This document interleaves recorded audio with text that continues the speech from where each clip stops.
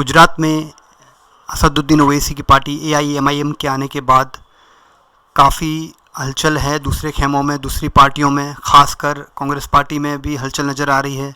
और AIMIM पर इल्ज़ाम लगाया जा रहा है कि AIMIM कांग्रेस के जो कमिटेड वोट हैं उनको तोड़ने के लिए आ रही है, मुस्लिम जो वोटर्स हैं उनके वोट्स तोड़ने के लिए आ रही हैं। हमारे साथ AIMIM के एक वर्कर जो ज़िम्मेदार हैं दानिश कुरैशी साहब ये हैं बात करने के लिए।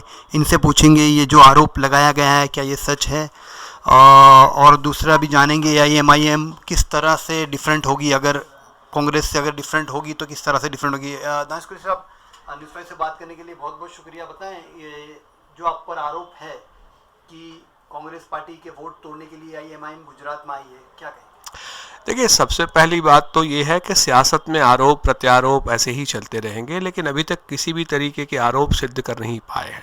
रह गई बात बी टीम की और सी टीम की, तो सबसे बड़ी बात जो है कि प्रदेश की जो राजनीति है उसमें कांग्रेस का जो कमिटेड वोटर था उसको ठगा हुआ महसूस तब होता है कि दिलो जान से वो अपना वोट लगाकर अपना नुमाइंदा चुनते हैं और उसके बाद उनके नेता जो हैं वो चंद पैसों में बिक जाते हैं।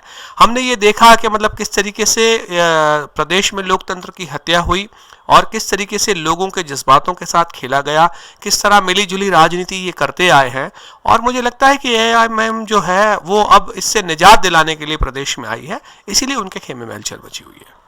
तो मुस्लिमों को, गुजरात के जो मुस्लिम हैं उनको क्या करना चाहिए, वो उनको मीन्स क्या मैसेज क्या देंगे आप अपनी तरफ से, आपकी पार्टी की तरफ से? देखिए, मैसेज की बात तो ये है कि असदुद्दीन ओवैसी साहब का मैसेज तो जो है वो पार्लियामेंट में उनका परफॉर्मेंस है।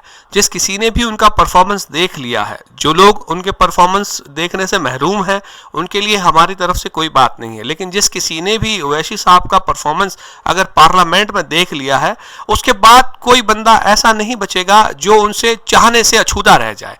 उनकी चाहत इसीलिए है कि उन्होंने पार्लियामेंट में जो कि एक हमारा मरकज है जमहूरियत का, उसमें हमेशा से मजलूमों की, पिछड़ों की, दलितों की, शोषितों की, आदिवासियों की, मुसलमानों की आवाज़ वो बनने की कोशिश करते रहे हैं और आइंदा के दिनों में भी करते रहेंगे।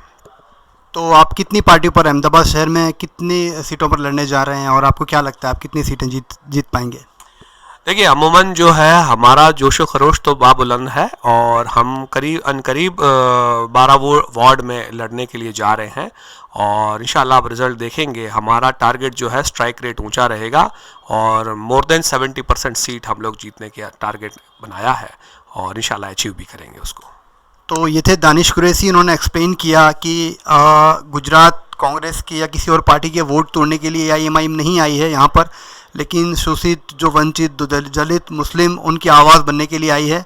और असदुद्दीन ओवैसी साहब का ये बता रहे हैं कि जो परफॉर्मेंस है पार्लियामेंट में वो किसी से अनजाना नहीं है, सब जानते हैं। वो मुसलमानों के इश्यू और जो जितने शोषित हैं, गरीब हैं, उनके इश्यू उठाते रहते हैं। तो ये थे दानिश कुरैशी हमारे साथ। तो बात करने के लिए मैं न्यूज़ 5 के लिए इरफान सैयद, अहमदाबाद।